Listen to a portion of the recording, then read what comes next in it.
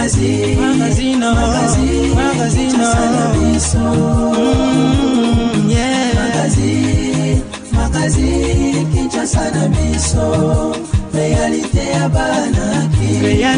Banaki, réalité à Banakino.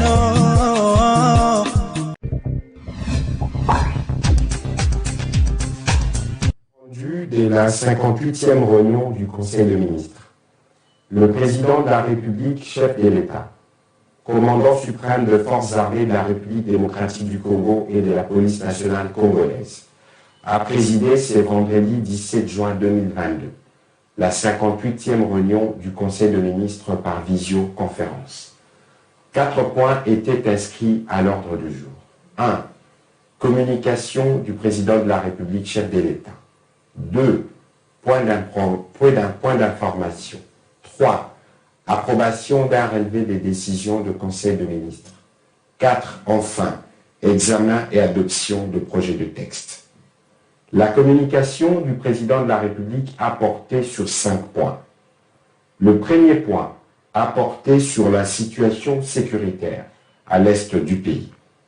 Le président de la République, commandant suprême de forces armées de la République démocratique du Congo et de la police nationale congolaise, suit minute par minute l'évolution de la situation sécuritaire dans l'est de la République démocratique du Congo, particulièrement les opérations conduites par nos forces armées pour bouter hors de notre territoire les agresseurs déguisés en terroristes du M23.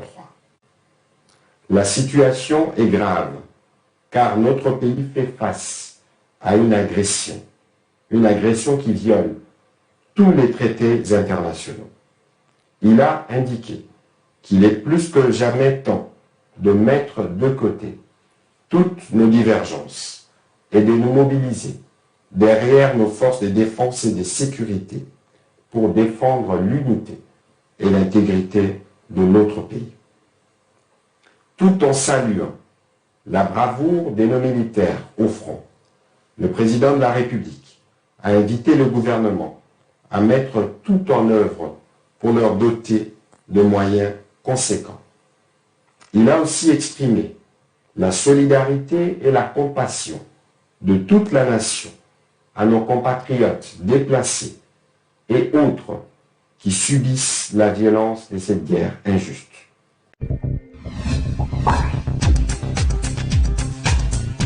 Non, Congolais, il faut Congolais retenir, c'est que Mboka, Banguna bakoti Mboka.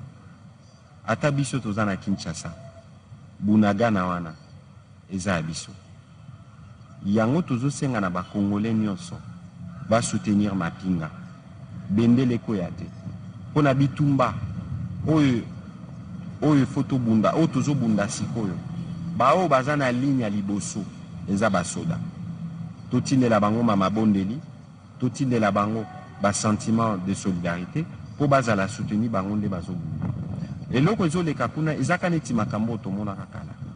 Ba RCD, ba CNDP, ba M23. Po ba voisin oyo apembeni, ba dongolo miso. Soki Kongo eza na kimia, bango ba oki kozala malamu te. Mokonzi ya mboka sali nyonso depuis akoma na bokonzi. Pona kotala ba Congolais, population congolaise, na population rwandaise, oyo ba circulaka à travers ba frontière à Nord Kivu na ba Sud Kivu, baza na besoin ya kimia.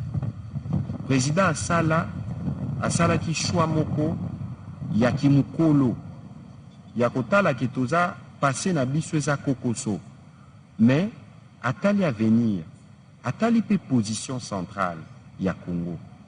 Alobi totala na baninga soki tokoki komema kimia yango nzela tokotaki. Awa il faut que ça la démarcation entre d'abord ba peuple. Soki régime ya kuna eza régime elingi bitumba, batikala na bitumba na bango pana soki stratégie na bango.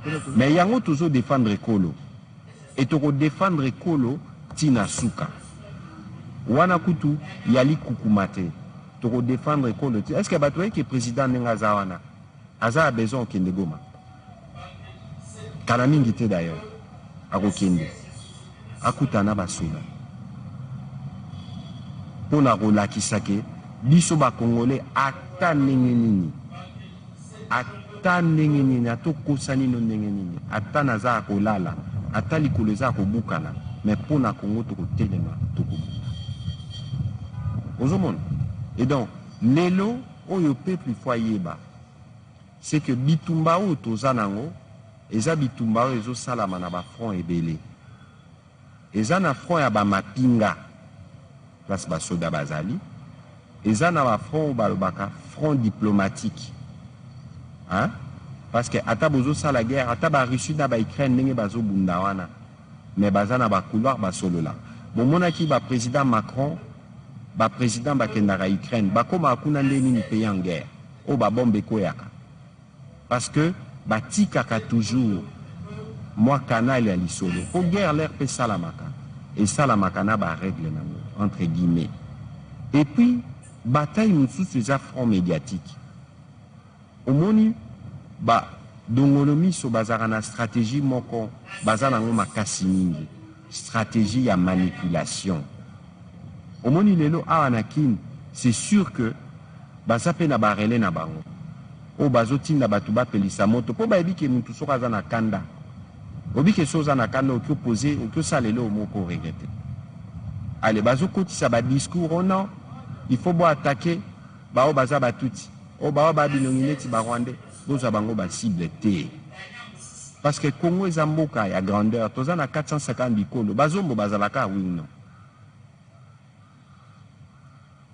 Est-ce que toi atakaka bazombo parce que baza kuna bakokana na biswa babemba kuna na katanga ozomona toza na 9 frontières toza na bapeuple oyo baza de part et d'autre donc tout ça la erreur wana te ya kokweya na piège ya moninga po bango ler balobaka baza na argumenté bayaka argument FDLR menacé libino démonstration awa que FDLR ekoki ko représenter menace pour na régime rwandais te.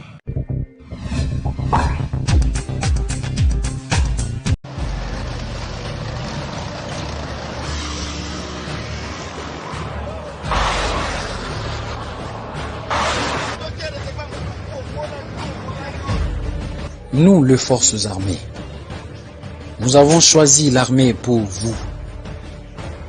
Nous avons laissé nos familles loin pour vous. Nous sommes blessés pour vous. Nous mourrons pour vous. Nos vies sont vendues pour vous. Nos enfants ont changé de statut. Les orphelins, nos femmes, le veuve. Pour vous, pour toi, Congolais. Au retour, le respect, l'encouragement, le soutien, rien d'autre. Accompagnons-nous.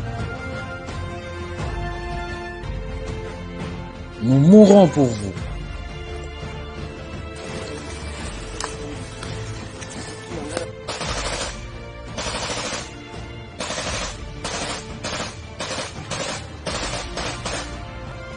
C'est pour toi que je suis devenu blessé. C'est pour toi que je laissais ma famille.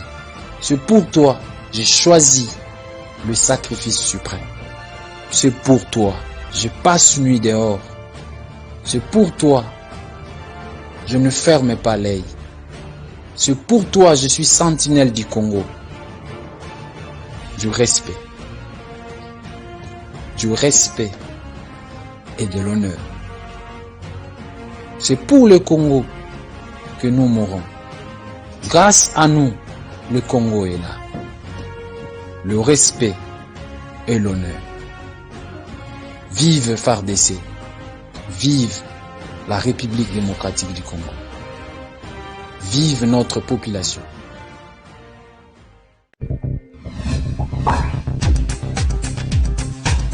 Youssoufa, rappeur d'origine congolaise, moi n'avais na biso taboulé Rochero, a boy ko livré concert na Kigali kuna na Rwanda pour na ko exprimer des approbations na ye sur responsabilité ya ba autorité rwandaise na makambo oyo ezali koleka na est ya République démocratique du Congo. Une façon pour naye ya kozala solidaire na ba Congolais nyonso ya RDC, plus particulièrement ba oyo bazali kokufa na ba balle pe na ba bombe rwandaise sous couverture ya rébellion ya M23. Concert oyo ezalaki prévu le 1er juillet 2022 na cadre ya tournée na ye oyo abandaki déjà depuis le 14 mai 2022. Abetaki déjà na Côte d'Ivoire, abetaki pe lisusu na Sénégal. Asima kwa nile concert oyo ya Kigali, Youssoufa a continué tourner na ye, akoya kobeta le 24 juillet na Bukavu, après Bukavu akokita le 30 juillet na ville province ya Kinshasa. Nyonso oyo ete ya ba Rwandais po bakotaka na bamboka batu na loyenge te. Ete ya bino ha.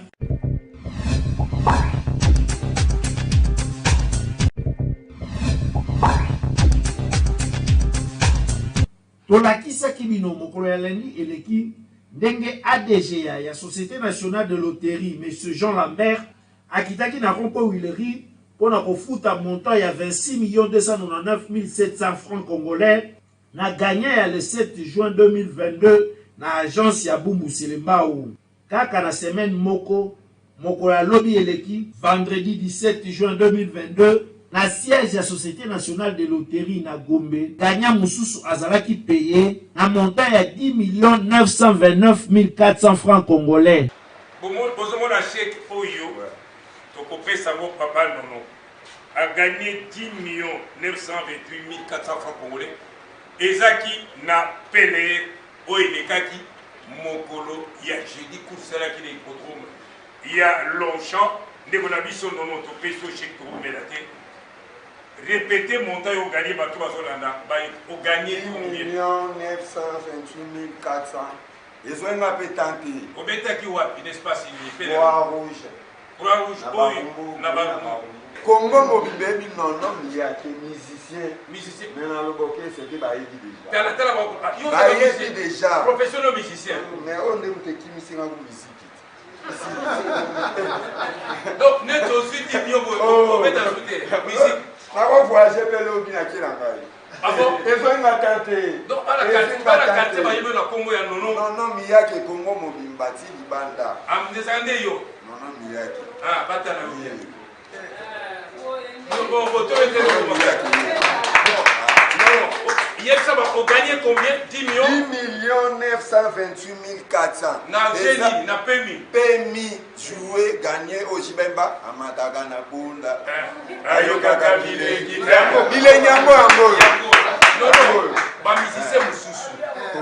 Au PC ba mon conseil ni. Bon, conseil ka mon boulé. À part hein, nous qui les lots nous les attirer des moi maintenant plus talent tout. On a peut-être. Mais ils ont peut-être été. Donc, à évidemment, mais il y a qu'à pour l'État tout va parler dans notre là. Ah, bayo kanaka, bango na bango. Yo bina ngai, bango so bon. Nga kutu komo ni yango. Ah. Na yebi kutu te. Ah. Na yebi yote ba tutu ba bela na yebi na bango. Mais on gagne. Na gagner mbona OK na ba. Bobo sanate Cagnotte oyo sonal a tieli bino pour la fête le 30 juin ezali ko s'élever na montant à 30 millions de francs congolais. Ndeko yo pe yaka ko tenter chance na yo. Na permis jouer c'est gagner. Oui. Bayeli susu bango banani société Beltesco toujours ndenge amesana ko sunga population congolaise. Sikoyo ayeli bino eloko ya motuya tunanga nini ezali bongo spaghetti roni oyo bozali komona ndenge bazali ko présenter biso yango awa ezali produit moko kitoko makasi okoki kolia yango na biloko nyonso oyo olingi Thomson soso viande ya lolenge nyonso tope madesu oyo na Kinshasa tobengaka madeblo oza mobimba bana mikolo tout le monde a kozala d'accord na spaghetti oyo roni esengeli koyeba ke pâte alimentaire oyo esalemi na semoule de blé ezali na elengi pe guna ndenge ya kosakana te kasi babosani bino te baye nyonso oyo pe baza batu ya ba nostalgie balela ba macaroni Beltesco atieli bino pe lisusu macaroni roni yango pe lisusu ndenge moko gu ya ndenge ya kosakana te elamba makaka ndenge moko mwa mai ya moke ya moto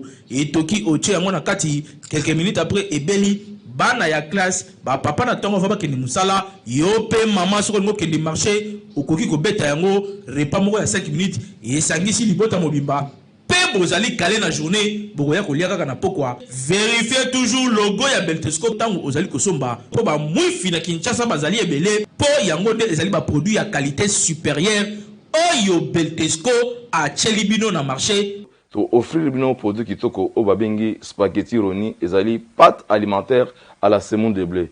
Pâte alimentaire à la semoule de blé oyo ezali kaka spaghetti roni oyo esengeli ko lesama na mabota na biso maman responsable papa responsable ba étudiant ba coopérant spaghetti ezali kaka moko ezali spaghetti roni oyo ezali la qualité supérieure oyo spaghetti oyo baleka ngo partout to zali na produit mususu babingi ya kitoko makasi babingi macaroni ya Beltesco en tout cas ngala benga ngo kima kaka ezala l'habitude ya consommation na bino mikolonio so akolia macaroni roni na spaghetti roni po ezali biloko oyo ezali kotonga nzoto ezali kopesa biso nzoto makasi po toyeba ko vivre longtemps na mokili ezali cadeau signé Beltesco mwana mama yebela pona kolia biloko ya qualité. Il faut toujours Beltesco po yende akanga Kinshasa République démocratique du Congo mobimba uta batango ebele autre bakité Tolobi Kinshasa elle est partout.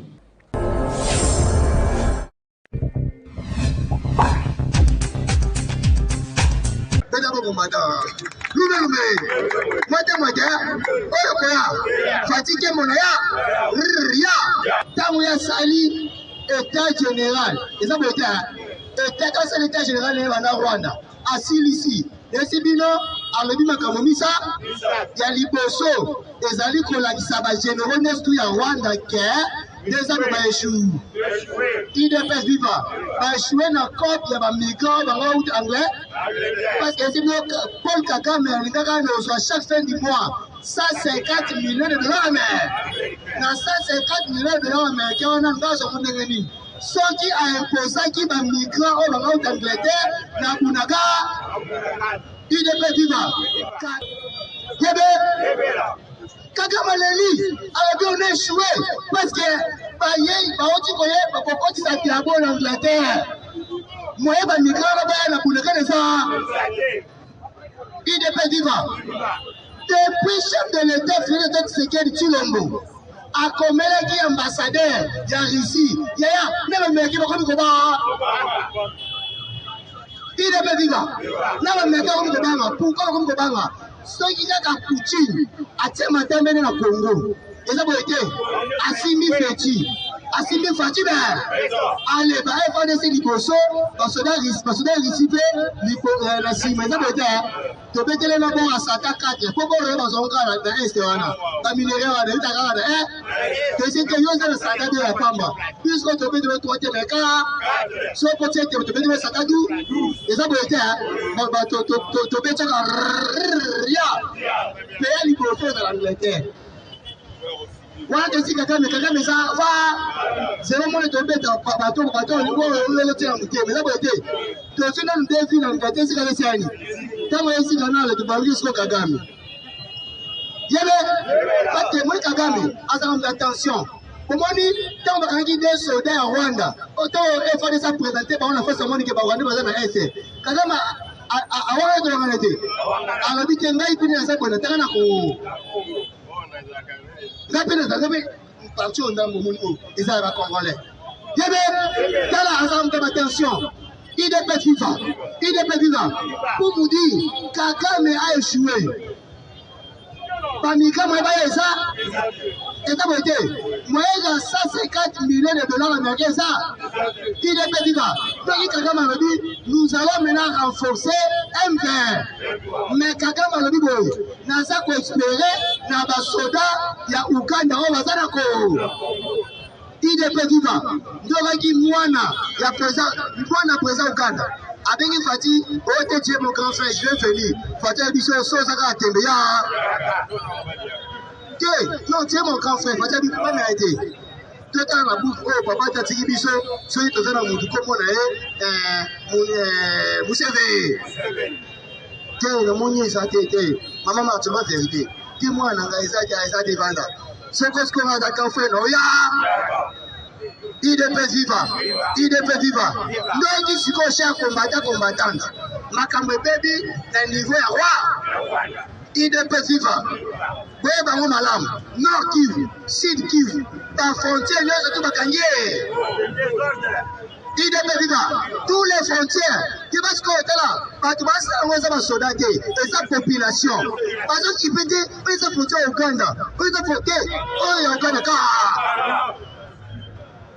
Ouganda.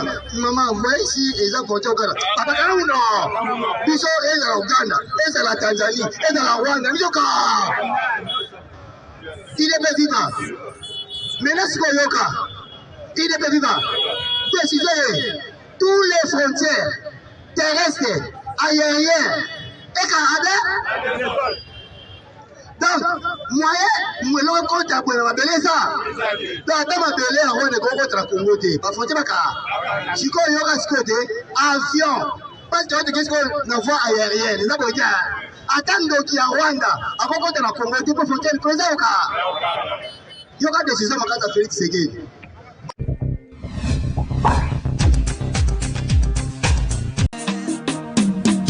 Magazino, magazine,